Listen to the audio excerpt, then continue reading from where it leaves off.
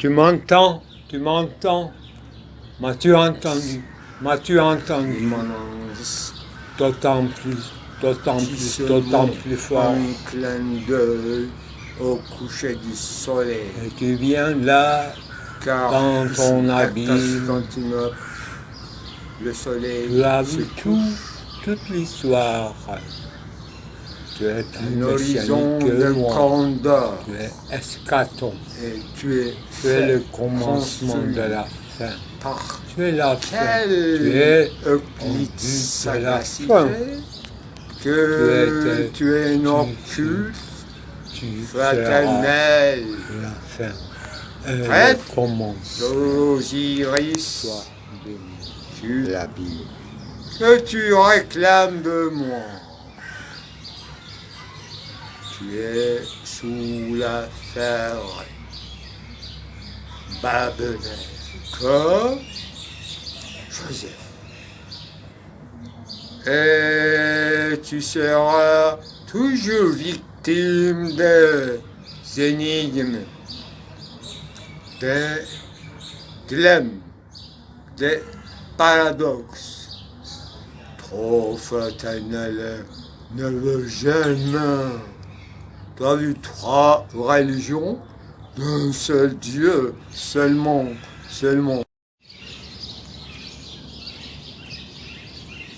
Alors, une addenda aux mes références en secret. Une vidéo non pas encore publiée, que je le finis ce matin.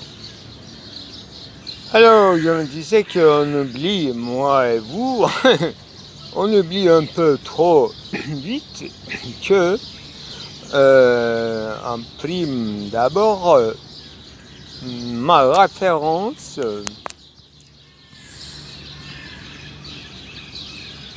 tout en commençant ce blogspot dit Salavi fut bien évidemment Éboulis de Disraeli Tengli, si vous voulez, le dessinateur en miniature adorable et sans pareil chez les successeurs Mon et Ottoman.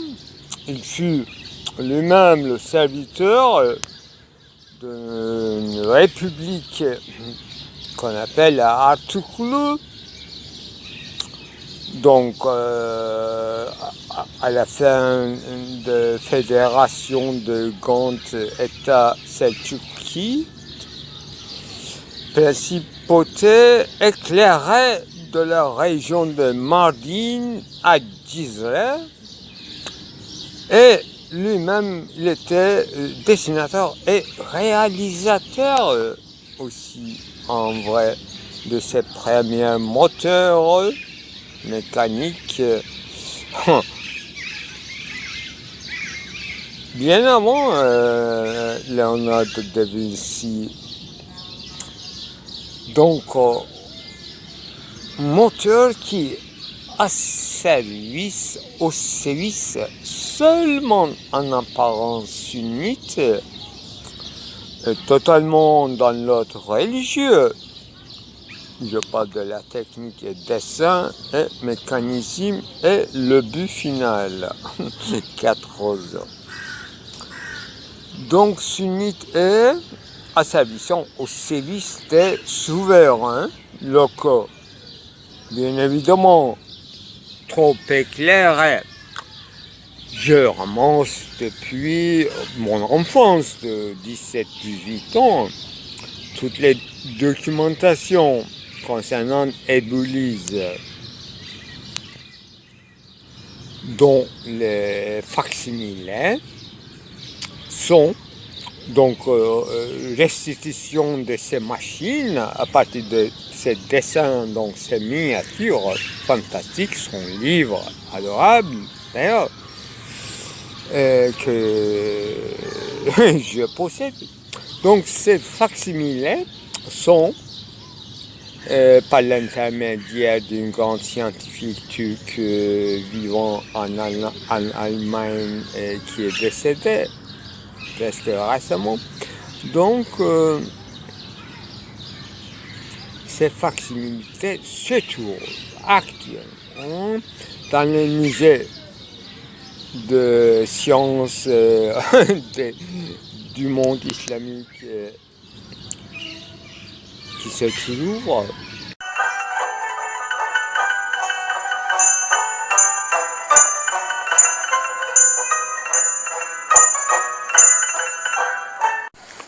bon. L'autre jour, l'ami a dessiné une chaîne, tout simplement. Il a fait seulement une ligne d'un point à un autre point. Il a nommé premier point 1, deuxième point un peu loin, 0. Donc entre deux points, il a fait une ligne pointillée. Il a dit que voilà, c'est l'histoire du monde qui va dans quel sens, on ne sait pas, mais qui s'entre présente entre deux lignes graduellement. C'est-à-dire il y a un nivellement entre 1 et 0, ce qui veut dire qu'il y a certains points qui font partie d'un monde être et les autres sont plus, ils font partie de l'être un peu plus. Mais jamais on arrive à atteindre un, c'est-à-dire une plénitude, et qui n'appartient qu'à Dieu. Et on ne peut que se rapprocher comme une courbure à un cercle et qui ne passerait seulement dans l'infini en tangente. Très bien. C'est-à-dire que asymptote, ça va se rejoindre, jamais de courbure. L'un est parfait, et ce qui est l'être parfait est, et l'autre, ce n'est qu'un voyage d'une courbure qui ne peut que se rapprocher, et il va se retourner à un autre point, c'est-à-dire moindre être. Et il va finir peut-être à 0. Et on n'explique pas la mort, il n'a pas parlé de la mort, mais si la mort, est-ce qu'on peut atteindre à 0? On ne peut pas atteindre 1, mais est-ce qu'on peut atteindre 0? Est-ce que 0 c'est la mort? Probablement oui, c'est non-être. Comme il y a une histoire de vie entre les deux, et histoire de mort ou non-vie, ça devrait être 0. Et il devrait y avoir un passé et un futur là, mais tout est présent en ce qui concerne, disons, l'entendement divin, et tout est présent en même temps, mais il n'a pas utilisé le mot entendement, comme on attendait. Ce sont apparemment des termes leibniziens. Il a utilisé deux termes, propriété de Dieu, je vais l'appeler identité parfaite, ce qu'il est en soi et pour soi, ce que nous appelons Ayniyet ou tout simplement Ayn, le même été, et affection. Donc affection, c'est une action, donc un entendement, sûrement une pensée, une intelligence active. Une affection, ça veut dire en activité, ça s'affecte avec tout. C'est affecté de tout, ça affecte tout. Et en ce qui concerne être affecté, c'est-à-dire d'être informé et informé activement, et il n'est pas moindre actif ou plus actif selon les monades ou selon les points. Donc il est pleinement actif dans chaque point, dans chaque monade, en tant que propriété et affection, en tant qu'intelligence, c'est-à-dire de pouvoir être informé de ce qui se passe est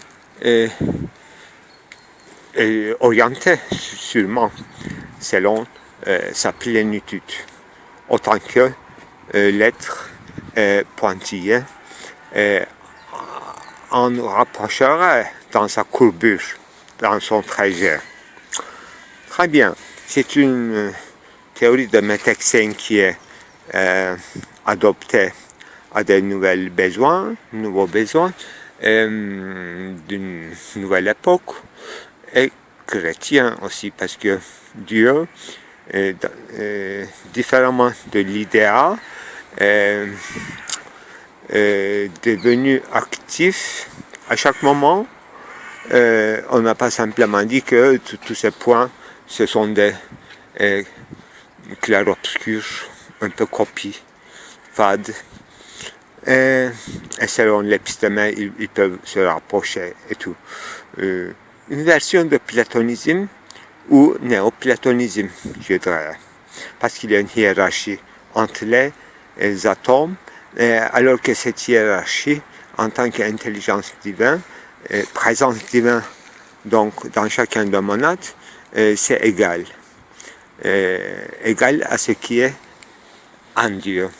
Mais le problème, leur forme, pourquoi il y a alors différentes monades et en plus d'un nombre infini, indéfini.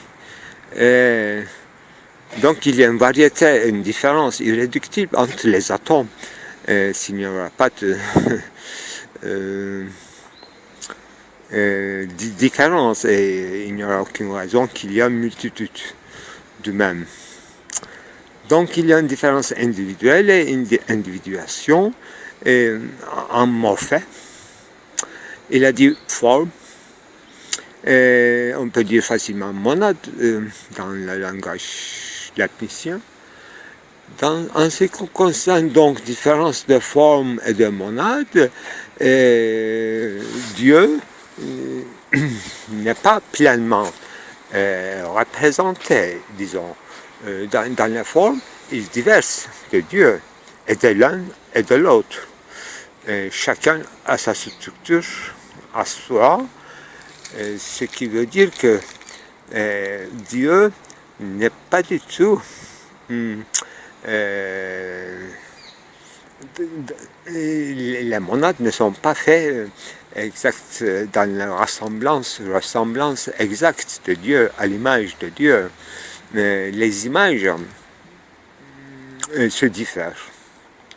Donc, cette structure est morphée et les limites de chaque monade, ces restrictions, les rendent différents de l'un et de l'autre et du point de vue de représenter Dieu.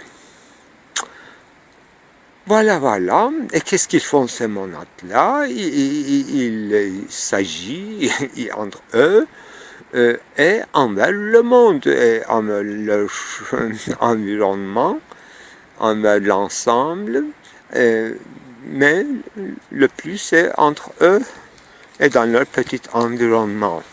Donc ils n'ont pas une large fenêtre, ils n'ont qu'une mince ouverture qui vient de leur structure, donc très limitée. Donc ils ont des points de vue très différents, des intérêts, des occupations très différentes, mais l'ensemble de l'essence et l'intelligence du monde, les traverse, disons, présents, mais pas pleinement, bien sûr.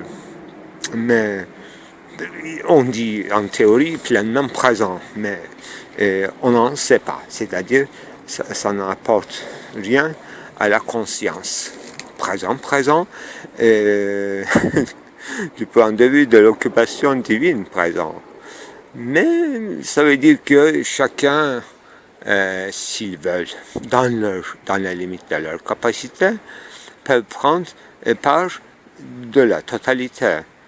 Mais comment on va être capable de cela? Apparemment, il n'y a pas de réponse, parce que ces individualités, comment ils vont se diriger sur n'importe quel trajet de vie, c'est-à-dire quel est leur guide, orientation. Cela ne s'explique pas avec une éducation qui devient nécessaire et obligatoire, par exemple chez Kant. Donc, ils sont limités et ces limites-là sont statiques. Donc, avec l'éducation, ils ne peuvent pas élargir leur point de vue, à mon avis, d'après ce que j'ai compris, alors que chez Kant, s'élever à l'usage théorique de la raison, c'est possible, comme chez Platon aussi. Leibniz, apparemment, pour accentuer ces différences de nivellement, ne fait pas un effort supplémentaire pour élever chacun des monades. Élever chacun des monades à un niveau supérieur, égal, et ça va enlever leurs différences et leur individualité. Donc, il ne pense pas apparemment ça, mais il pense apparemment, il fait intervenir une notion qui s'appelle support, chacun des monades en même temps support de soi-même. Chacun de nous, nous sommes hypokaimenon de nous-mêmes, nous sommes porteurs et nous avons une mission. Dans les limites que nous avons, une mission à remplir. Une marge de manœuvre, disons. Une marge. Donc, on ne peut pas envisager une éducation générale pour chacun. Donc, une éducation standard, unifiée, standardisée pour chacun, indépendamment de leurs différences. Donc, le système leibnizien nécessite un accompagnement d'un support peut-être supplémentaire. On est support de nous-mêmes, mais quelqu'un d'autre, un autre monade, autant qu'il est en rapport, qu'il peut entrer en rapport, donc une certaine harmonie, une convivence entre les atomes, peut les rapprocher dans leur trajet, ils peuvent s'accompagner et ils peuvent devenir support ou support de l'un à l'autre. C'est plutôt unilatéral. L'un sera guide de l'autre. Il va le porter dans son trajet. Voilà. Et ils peuvent s'aider ils peuvent s'entraider. Dieu, apparemment, n'intervient pas, mais il est en connaissance de tout. Alors, quel est l'essence de cet effort de monade, tandis qu'ils ont des limites préétablies et qu'ils ne peuvent pas dépasser? Ils peuvent peut-être améliorer, et c'est ça. Pour qu'il y ait un effort, il faut qu'il y ait un dépassement d'un obstacle. Et selon Leibniz, d'abord, chaque monade ne connaît pas très bien ses limites, donc il se traumatise très vite dans son désarroi. Et en plus, donc, il devient un obstacle par rapport à ses limites, même préétablies. Il n'arrive pas à atteindre à ses limites, donc un maximum être qui lui est propre. D'abord, donc un progrès individuel peut s'arrêter, bloqué dans n'importe quel moment, donc il faut faire quelque chose pour une monade qui est bloquée, et en plus, ces monades-là, bloquées, ils peuvent bloquer les autres monades aussi, donc les autres trajets. Ça, c'est très intéressant. Quand on dit effectivement bloqué, je trouve, même si Leibniz ne parle pas explicitement, une référence biblique et christique de scandale, scandalon en grec, qui est analysé profondément par René Girard. J'ai vu dans les choses cachées depuis le fondement du monde, il y avait un passage explicite sur scandalon, donc il traduisait comme obstacle. Faire obstacle l'un de l'autre et devenir obstacle pour soi-même. Ça, c'est quelque chose qui est banni par la parole christique et que les paroles bibliques disent que banni, maudit ou bien maudit soit par qui le scandale arrive. Donc celui qui fait un obstacle au monde, dans les trajets, dans les libres jeux, dans les limites donc dans les ressources très limitées, etc. Donc si un monade tire les autres efforts vers le moindre être, donc s'il bloque tous les flux de passage, donc il est responsable, il devrait être banni. Il faut débloquer apparemment ce monade et avant que le trauma s'établit. Et donc, support doit vraiment le faire exercer depuis tendre enfance, c'est mon interprétation, pour que aucun scandale lui arrive ou qu'il apprenne qu'il ne devrait pas être des obstacles pour les autres. Donc une tolérance, donc une laisser-faire et être à la fois contemplatif dans ces trajets des autres et participer à des trajets divers qu'on n'a pas encore essayé, donc ne pas rester dans les limites présupposées, essayer de chercher, vraiment expérimenter ses limites maximum, autant qu'il est possible, et avoir une marge de manœuvre avec les autres dans une harmonie, donc pas universelle, mais dans les localisations, etc. Voilà, ce n'est pas une... c'est universellement valable, tout ça, mais ce n'est pas tout à fait une véritable universalité parce que ces localités et atteindre à une distance est beaucoup plus important et un réalisme laticien aussi en jeu. C'est une optique intéressante, très moderne et très les États-nations soi-disant éclairés qui a une rapide éducation uniformisée, etc. Voilà, ça peut être discuté parce que quand aussi on envisage différents niveaux d'éducation, ils disent qu'en fait les parents envoient leurs enfants, chers enfants, à l'école pour qu'ils apprennent toute une sorte de relation hypothétique. C'est-à-dire que si tu fais ça, tu vas obtenir cela, et tous les conditionnements possibles. Donc c'est une éducation de possible. On ne sait pas, ce n'est pas une éducation réelle d'une disciple et d'élève. Disciple n'apprend pas des choses, ne fait pas apprendre les choses qui seraient uniquement nécessaires sur le moment, mais une généralité.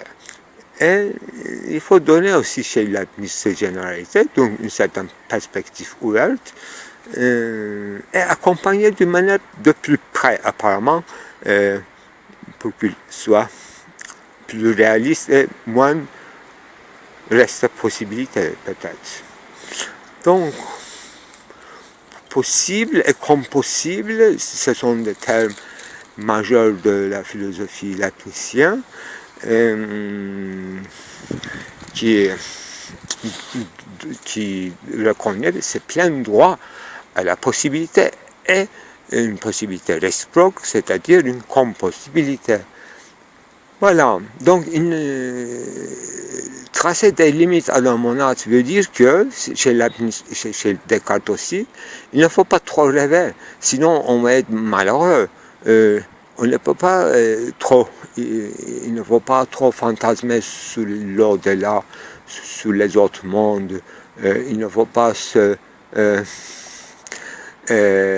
déçu, il ne faut pas être déçu de ce monde-là. Ce monde a beaucoup d'attraits encore, des possibilités. Donc, si vous voulez changer le cours du monde de fond en comble, vous serez tombé dans l'incompossibilité. Ça ne sera pas compossible avec ce monde-là. Et les autres mondes peuvent exister en logique comme possibilité, mais ils sont, avec notre monde réel, ils sont incompossibles. Voilà, les limites ainsi à la fois psychologisées et d'une certaine façon moralisées, comme une éthique de conduite de vie et tout. Voilà un réalisme tracé pour ne pas trop donner d'espoir aux hommes concernant l'au-delà et tout. Et Dieu ne sera pas atteint, mais Dieu, il est présent partout. Voilà, laissons. Mais voilà, un réalisme. Donc, le monde incompossible, ce sont des rêves qui apportent mon malheur. Malheur, non pas de bonheur. C'est ça, le réalisme. Donc, il faut essayer de comprendre les jonctions hypothétiques du monde pour qu'on use le monde maximum, pour arriver à un maximum d'être. Bien qu'on n'est pas dans la plénitude, on ne sera jamais dans la plénitude. C'est pour ça que c'est une philosophie qui est réalisée, s'occupe du monde, des réelles politiques, réelles économies, réelles transport, commerce, c'est ça les points d'intérêt. Voilà, c'est pas une tristesse, mais c'est quand même ce n'est pas très bien différencier ce qui est développement spirituel intérieur et développement dans ce monde-là. C'est pas séparé. C'est ça. Donc il n'y a pas de mysticisme. Et le monde est affirmé pleinement comme un plan d'immanence. C'est différent des modèles juifs, étoile de David, qui présupposent toujours non pas une ligne, mais un troisième point, qui sera soit un Dieu éloigné, dans une distance respectueuse, ou bien un monde dans lequel nous ne sommes pas absorbés, mais qui nous donne une certaine différence et peut-être une certaine transcendance ou une insatisfaction par rapport à ce que le monde peut nous offrir pour que nous gardons un rapport à Dieu différemment que le monde. C'est ça. Par rapport au système linéaire, disons, de Leibniz, tant qu'on m'a présenté, système triangulaire, assez marge de manœuvre différente, mais voilà.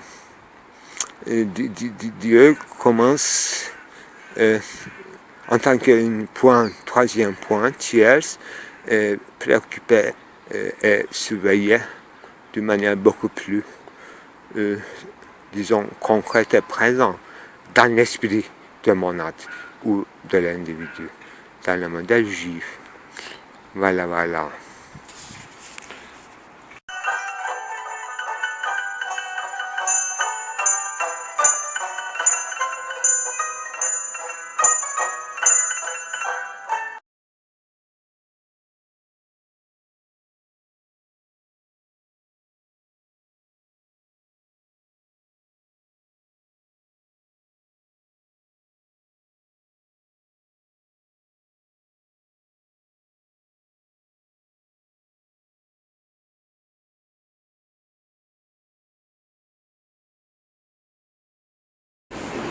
Il faut d'abord permettre à la ville et s'expérimente. Sa sémantique, son sémiologie, je ne sais pas quoi. En fait, comme si la vie voulait dire quelque chose à moi et je ne peux pas l'imposer à mon sémantique à moi. Mais j'ai l'impression que je comprends, j'ai l'air de comprendre ce qu'elle veut dire à moi. Elle m'envoie partout des signaux. Et la seule chose à faire, c'est être sensible, être réceptif à ces signaux. C'est tout. Et le reste, effectivement, comment ça s'appelle? Consistance, ça se fait de tout seul. Le montage aussi. La plupart du temps, en fait, seulement avec une chaîne que je travaille, non pas avec un scénario complet. Mais quand il s'agit de faire un montage, effectivement, tout est possible. Tout est possible et c'est d'une manière anachronique, c'est-à-dire en historique même. Toutes les époques peuvent se ressurgir. Et pour soutenir une phrase accentuée, comme, il faut penser ça comme une phrase musicale. Ça commence, ça se termine, il y a des arrêts et discontinuités et ça peut recommencer vers la fin. Et ça peut devenir sourdine, etc. Ça peut prendre du temps pour synthétiser une longue phrase. Mais les parties mélodiques, déjà, ça fait l'affaire. Elle vous invite à en écouter plus longue. Voilà. Tu commences comme ça. Donc,